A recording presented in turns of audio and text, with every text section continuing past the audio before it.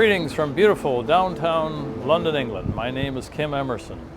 You might be wondering what this city has to do with Haliburton County in Ontario, Canada. In fact, events in this city many years ago forever changed the destiny of the Haliburton area. Way back in 1861, a public company was formed here to invest in Canadian agricultural land. Known as the Canadian Land and Immigration Company, it purchased 360,000 acres of land for 50 cents an acre for the uninhabited but recently surveyed property that we now today know as Dysart et al. Here was an opportunity for people of all walks of life to buy shares in this exciting new venture in a foreign new land. As we will see, the board was headed up by some very affluent people: politicians, bankers, a lord, a baronet, and the former Lieutenant Governor of Upper Canada. The township of Dysart et al. Incorporated on January the 7th, 1867, which means that 150 years have passed. They call this anniversary a sesquicentennial. Coincidentally, it has also been 150 years since Canada's Confederation.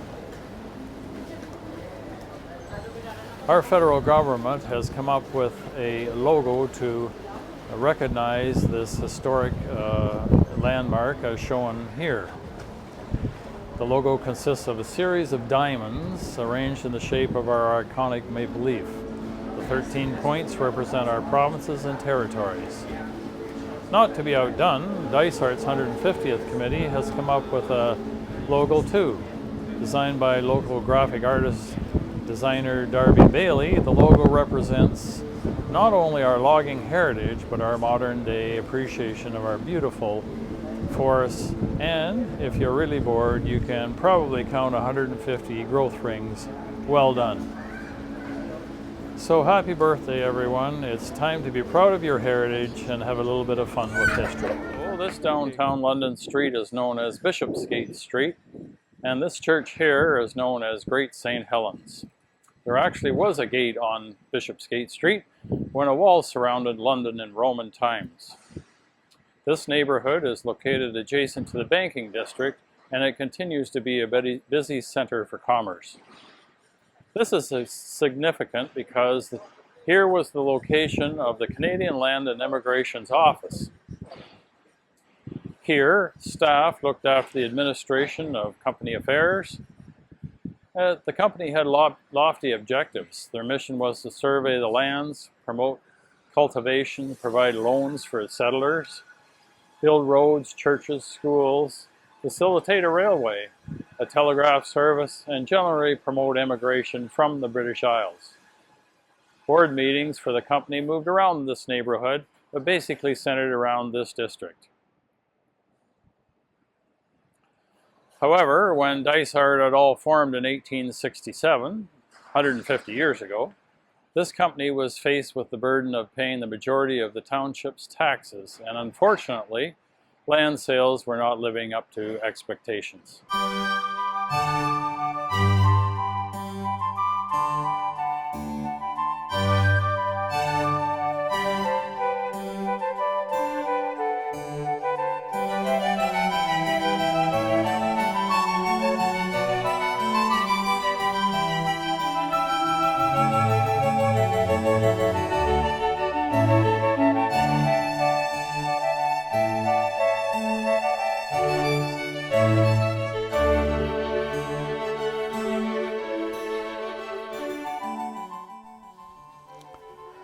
Some very prestigious people headed up the Canadian Land and Immigration Company. 3 of these people were politicians that sat here in the House of Commons as Conservatives. So if you own a piece of property in Dysart et al., these gentlemen would have headed up the company that owned your property. One politician was Sir John Henry Kennaway, 3rd Baronet. Both local residents and visitors would recognize the Kennaway Road, and some might even know of the abandoned Kennaway settlement, named in his honor. Mr. Kennaway visited the property in 1869 when he and a group rowed up Canning and Gashagawigamog Lakes. This was the first time that anyone from the Land and Immigration Company visited their property. Another politician was Lord Jocelyn William Percy, who served from 1852 to 1859. Percy Lake is named in his honor. Lord Percy's constituency was taken over by none other than Thomas Chandler Haliburton, namesake of the town of Haliburton and of the county. Mr. Haliburton was the chairman of the board for the Canadian Land and Emigration Company, and he served for them from 1859 until his death in 1865. We will learn more about this interesting gentleman later.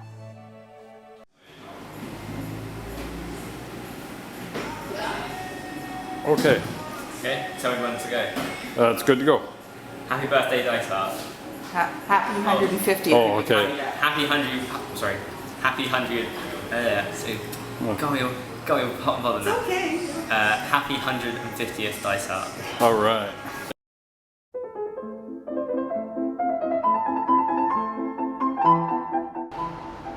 Welcome to the largest library in the world, the British Library.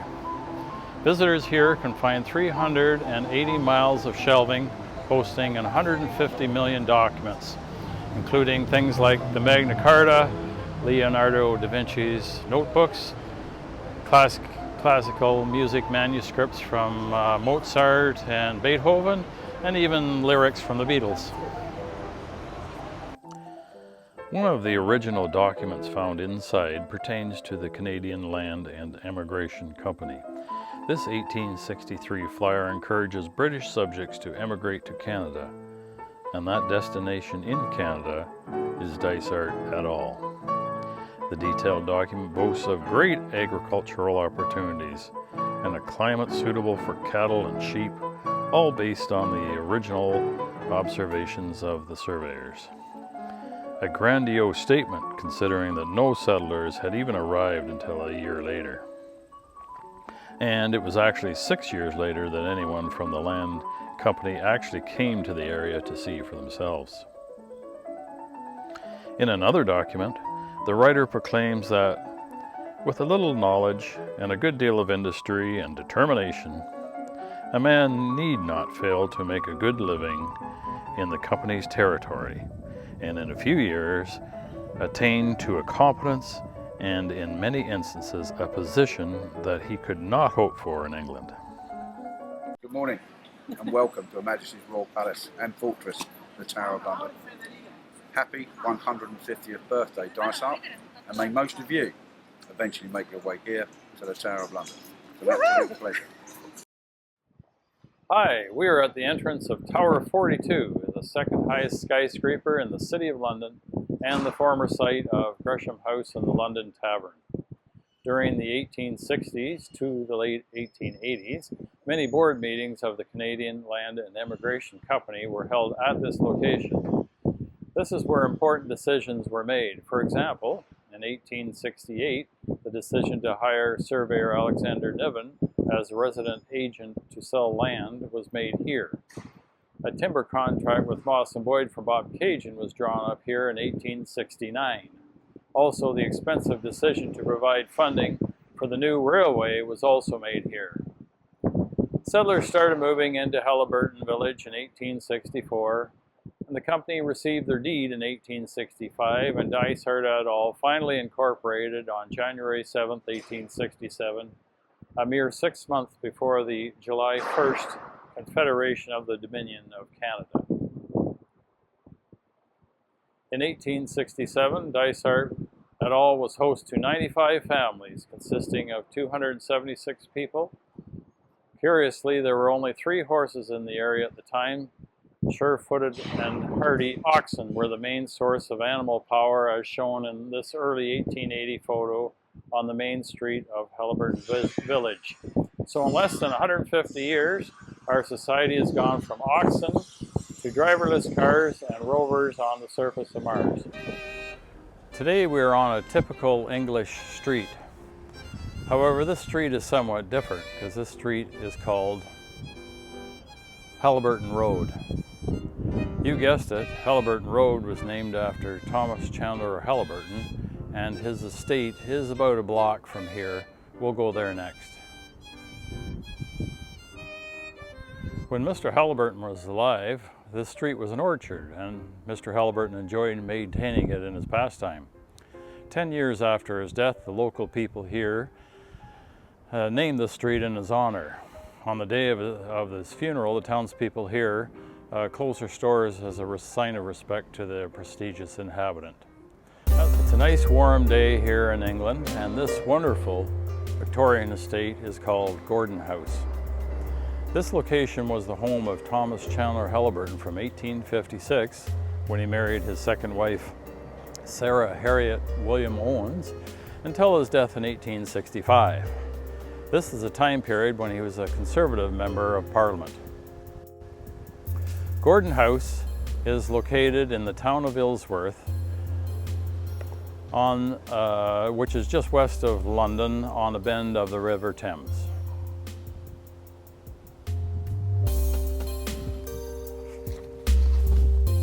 As you may know, Thomas Chandler Halliburton originally hailed from Windsor, Nova Scotia, and was a judge there. Mr. Halliburton was best known, however, for his series of satirical writings based on a fictitious character named Sam Slick. Mr. Halliburton passed away in his lounge chair on this backyard on August 27, 1865, 1.5 years before Dysart et al. Became formally established.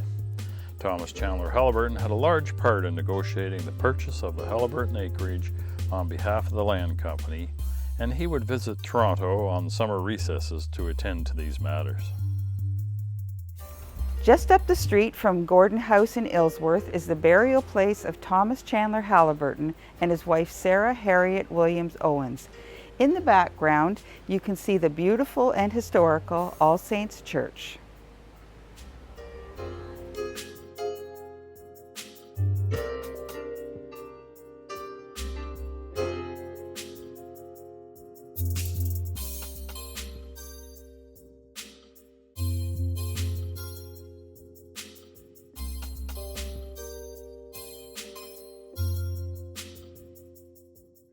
Here we are at the All Saints Church just west of London, and at the burial place of Thomas Chandler Halliburton and his wife Sarah Owens.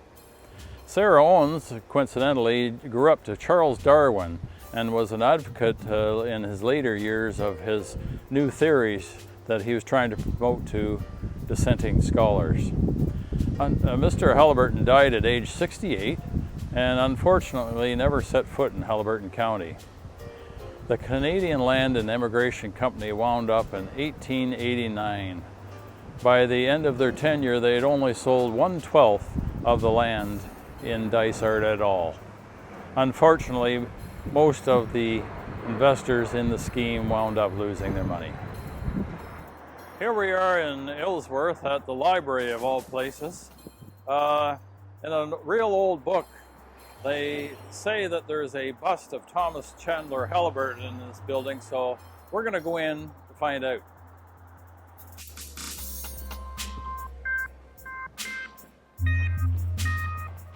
Hi there. My name's Kim. I'm from Canada. I just wondered if you would have a Thomas Chandler Halliburton bust here at the library. Yeah, it's just around the corner. Just around the corner? Great. Okay, thank you. What's your name? I'm Claire. Claire. Okay. Oh, there we are. Okay, so this gentleman lived here in Gordon House down the street, and the bus driver had trouble with my pronunciation of Ilsworth. Could you tell me how you pronounce that? Isleworth. Isleworth? Yeah, Isleworth. Isleworth, okay, all right. That's very good. And so probably not too many people come to take a look at this bust. I don't imagine. No, not too many, no. Okay, I see. I'd be the first. Yes, I would be the first. Okay, well, that's really nice of you to show us. Thank you very much. Problem.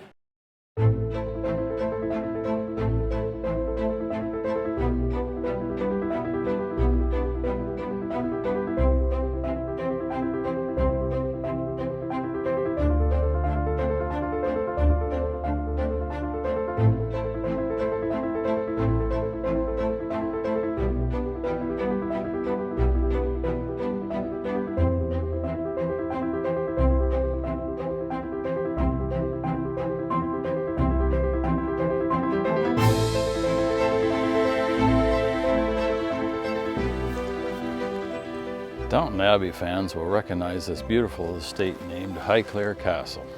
Highclere rests within a typical British landscape, with rolling hills and fertile soil, a moderate climate, all of the ingredients ideal for farming. This geography was what was in the minds of the creators of the Canadian Land Immigration Company when they envisioned property in Haliburton County. This mindset was one of the catalysts that led to their downfall. In the end, because as we all know, there are only pockets of land that are suitable for farming in Dysart at all. It's worth noting that Highclere Castle is located relatively close to Thomas Chandler Haliburton's constituency. Highclere Castle is presently owned by the 8th Earl of Carnarvon. And yes, the town of Carnarvon, Ontario, just west of Dysart at all, was named in 1867, the same year Dysart et al. Incorporated, after the 4th Earl of Carnarvon. The 4th Earl of Carnarvon was Henry Herbert. Henry Herbert married, of all people, Lady Evelyn Stanhope, and had an only son also called George Herbert, who naturally became the 5th Earl of Carnarvon. He is the famous Earl that financed Howard Carter and participated in one of the greatest treasure discoveries of all time, the excavation of King Tutankhamun's tomb in 1922. In 1923, Carnarvon suffered a severe infection from mosquito bite and died, which led to the story of the curse of Tutankhamun, or the mummy's curse. The downstairs portions of Downton Abbey series were shot in a studio in London, as the actual servants area here in real life is full of Egyptian artifacts. Welcome everyone, and thank you for being part of this historic milestone. My name is Murray Ferry, Reeve of Dysart et al. Our beautiful township has evolved from humble beginnings to an all-season playground. Opportunities for social, cultural, recreation, and commercial development are all available here in this remarkable part of Canada. Things were very much simpler 150 years ago, and as much as times have changed, we continue to transform and grow. Today, we are also part of a global community that's connected by technology and the ease of travel. Let's be proud of our community and our heritage.